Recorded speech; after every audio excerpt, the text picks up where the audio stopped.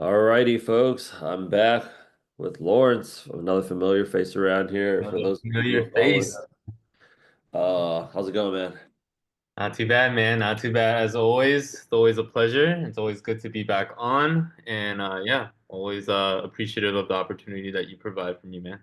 Oh, man, don't mention it. I got you. Uh, yo, what was it like? What was it like this time around on the job hunt for you? Man, so this would be, I think, my third time, right? I think, Yeah, so I can say it definitely gets easier. Um, you and know, harder. I'm just. yeah, right. Yeah, exactly, right. It's easier but harder. Not my first rodeo, obviously. So you know, you're familiar with the process. You don't, you're not as like scared or like kind of strapped um, for like, just, but you are definitely hungrier. And you're just like, you definitely have more confidence. You definitely know the timeline now. Whereas before you're just like, oh, I don't know when I'm gonna get it. But as always, it's kind of like, trust the process, hold the vision. Um, as long as you're constantly and consistently applying yourself, kind of like to your rule of thumb, right? If you apply minimum, 50 to, 100 applications a day, Mhm. um, you're guaranteed to hear back, right? It's a matter of it's a matter of time. Um, and it's always a matter of time, right? It's always, when will you see the results? When is it going to be paying off? And on average, now I think, being that this is my third time around, um, I've noticed the average is right around like, 3 months, right? The first month, obviously, you're not going to hear anything. I mean, you might get lucky, right? And I'm saying this on a very general level, but usually you'll start hearing things back around like probably towards the end of the second month into like the first week of the third month. Um, but yeah, I mean, this time around, um, for me, it's definitely more. Uh, I was definitely, my funds are definitely like depleting. So it was definitely like, me against time, my back against the wall. But I think with your support and the community that, Product Gen provides, Mhm. I definitely didn't feel alone. Whereas before it seems like I was kind of like tackling it on my own. Mhm. Um, but yeah, it's definitely a good group of like people. You definitely curated a great, community. And at the end of the day, it's just, leaning on each other, knowing that, you got our backs, no matter what, right? So just want to say thanks and I really appreciate the support. Mhm. Didn't mention it. I mean, like, so when interviews were taking off for you, how many interviews were you averaging like a week? When interviews took off for me, I was averaging, for me, it was around 2 to 3 a week, but I know there were some individuals in the cohort that were getting like, oh, what, like 10 to 12 interviews a week, which was insane. But, I Right. think that individual was just blasting like, his resume like everywhere. And he was applying like upwards of like 100 to like 150 applications a day, right? So like he was definitely like a go-getter and for sure. So my advice to those that are watching this is, yeah, if you think you applied enough, you probably haven't. Um, so yeah, definitely keep going. But once you start generating, once you push out enough resumes, on average, if you could do about, let's just say on like the low end, if you do like 40 to 50 applications a day, you'll probably average right around, 2 to 3, maybe possibly 4 interviews a week. But yeah.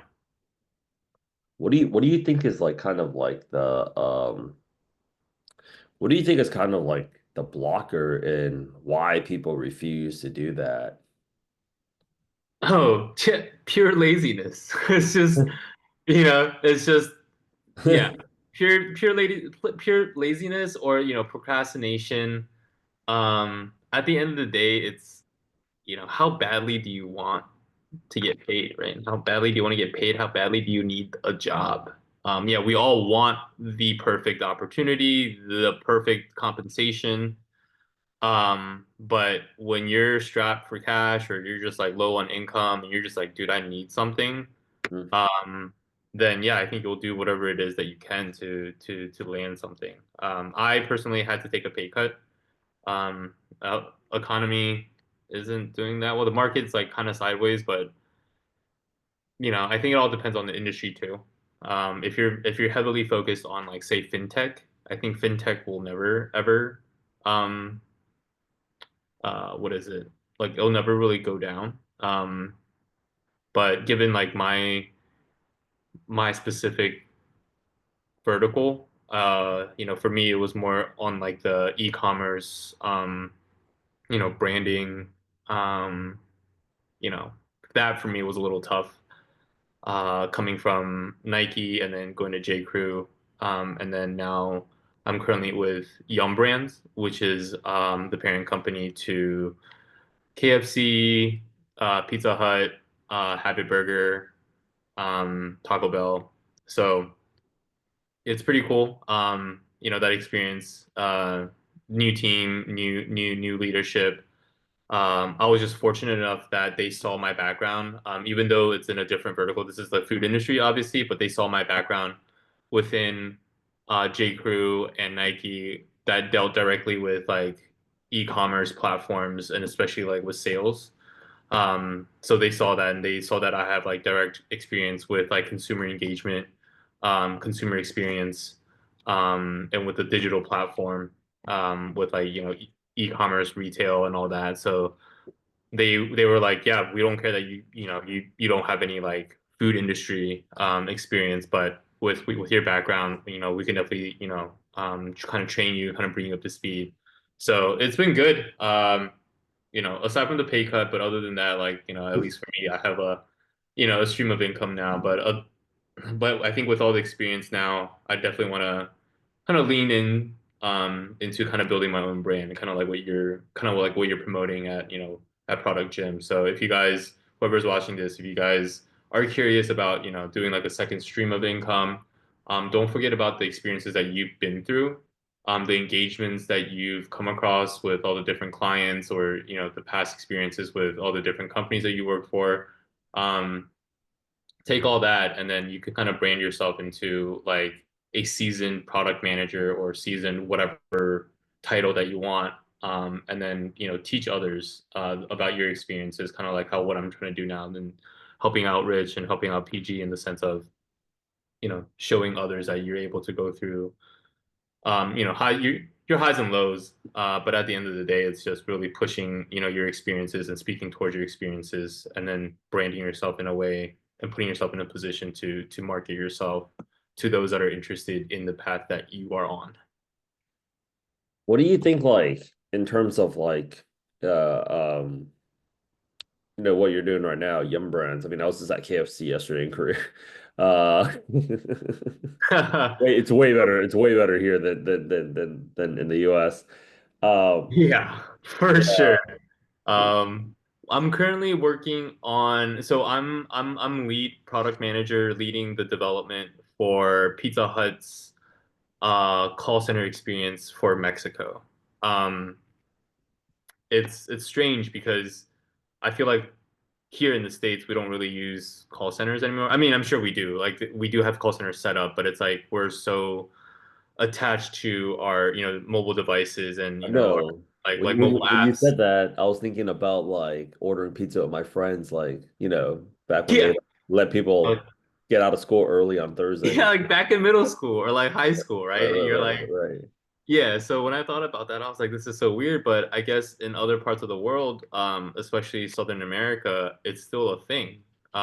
People still call in, um, and it's not just Mexico. Like for us, it's the next, um, on our roadmap, we have New Zealand next. And then after New Zealand, we have Puerto Rico. And then we're also going to reach out. We're going to be expanding this like call center like experience, or like this new, I guess you could say it's like a new like format. Obviously if you um aren't tech savvy and you don't know how to download apps. And this is, I guess, geared towards a more niche demographic, right? More specific age group, I guess, where, you just want to call in, make it easy. You don't want to like have to go through all the process of like, clicking in your menus and like learning the intricacies of, how to get to a certain menu, look for what you want, and then customizing stuff. You just want someone else to help you. Just, I mean, I can understand it, right? Like my dad or like older generations, where they just want a simple someone to just pick up the phone and then put in the order for them.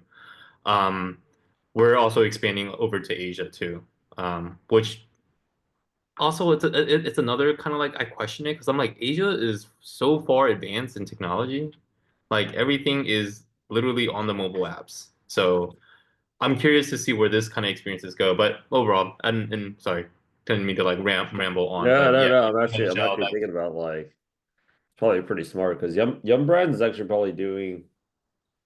I think out of they've been pretty consistent yeah, in like sticking around. they just partnered with you just sent me like a link not too long ago. They partnered with another like tech giant, wasn't it? But yeah, I think they're doing pretty well. Let me see if I can find what you sent me, but I forgot. Yum Brands. Any other advice you'd offer like to people that are still struggling on the hunt? Yeah, let's see. You're struggling on the hunt. Nothing that you haven't already said, right? Nothing that you've already kind of told the community, and your cohorts. It's just, quantity over quality. Yes, quality. Yes, there has to be a set standard of quality in the sense of like how you're tailoring your resume. But at the end of the day, it's more so a numbers game, like you said. So again, I'll go back on the advice that I gave earlier. If you think you sent out enough resumes, you probably haven't. Um, a lot of people think like, oh, 20, 30 resumes or 20, 30 applications is enough. It's like, no. Like if you really want to see results, do it until you're just like, I would say dedicate like 2, 3 hours a day. And I'm saying like 2 to 3 hours straight. Like, don't put in like five resume or five applications and then walk away and then like do some other shit. Sorry, excuse my French, but like, do Uh, some other stuff and then like, you come back and then you do another one. No, I'm saying like have a plan going into this, have an Excel spreadsheet, track all your applications, um, and always come back to which ones are hitting. Like, oh, maybe you'll see a trend, maybe you'll see a pattern, maybe it's specific industries. And you'll start to pick up on like maybe the job description, they say certain things and you're able to speak to that. Um, but overall, yeah, I would say, don't give up, keep applying. Um, and then yeah, just stay sharp with like, if you think your resume needs to be tailored, then go ahead and tailor it, but don't waste so much time going down that rabbit hole trying to perfect your resume for mhm. that one role because you don't know if you're going to get it. It's not a guarantee. From your perspective, you're like, oh, I'm a perfect fit for this. Like for example, I applied to Meta countless times. Meta, Facebook, whatever you want to call it. At the end of the day, like I saw these opportunities and it lined up exactly like my past experiences. I can apply like the skill sets that I had, the experience that I obtained from my past, engagements at Nike and Warner Brothers or Disney. And I'm just like, I can definitely get this job. I can get it. So I'm not gonna worry too much about it, or I worried so much. I'm like, okay, let me see if my resume speaks exactly to that. At the end of the day, they never responded back. So as much as you think that this is a perfect fit for you, and you're like, oh, this is for sure like in the bag. I got this. Um, I wouldn't waste more than like 3, 4 minutes on like an application. And nowadays you have specific tools that you can use. I forgot. I want to give you guys a edge here, but I think it's called AI applied, massive, simplified. Yeah, simplify. Yeah, if you Yeah. use simplify and yeah, to the other ones that Rich you just mentioned, yeah, use those to your advantage when applying. The auto generated or yeah, the autofill features that these apps have will definitely shave off a few seconds, and those few seconds matter. Because it does get redundant. You do get caught up in like the monotonous process, and you're just like, man, is this ever going to end? But for me, I use Simplify, and that sped things up a bit. Um, and I was just going through, and then like also focus on like your industry. If you think that this industry is good for you, or you think that your past experiences you can speak to it more, then by all means filter filter that first, and then focus on that, and then once you're done with those filters, just blast it, just like shotgun in a barrel, and just shoot out as many resumes as you can. And yeah, that's kind of my advice. Everybody's gonna like so many people, they always told me like I don't want to go ahead and do that. What do you have to say to those people? Don't. If you don't want to do it, don't do it. I mean, you're not gonna get a job, so it's it's like one plus one equals two. It's like if you want one plus one to equal three, then by all means, I'm not gonna stop you. If you think the sky is blue, then or if you think the sky is green, then okay. If you don't want to do this, then you don't want to do it. But at the end of the day, if you're hungry and you want it and you just, in oh, another thing, if you're like, oh, I need to hit a certain like compensation, by all means, like know your value, know your worth, and apply and go for it. Don't be so afraid or don't limit yourself to um the expectations of what these companies are looking for. These JDs are all like the perfect scenario. Like they're looking for the one. They're not gonna find it. And you're never gonna find someone that will fulfill every point. You might, but I think it's a small percentage. Um, at least that's based on my experience. I've applied to positions that are way above my pay grade. I applied to positions where I probably feel that I probably met 70%, 60 to 70% of the requirements. And they got back to me. Now, granted, I never fully landed those positions, but it gave me hope because they responded back.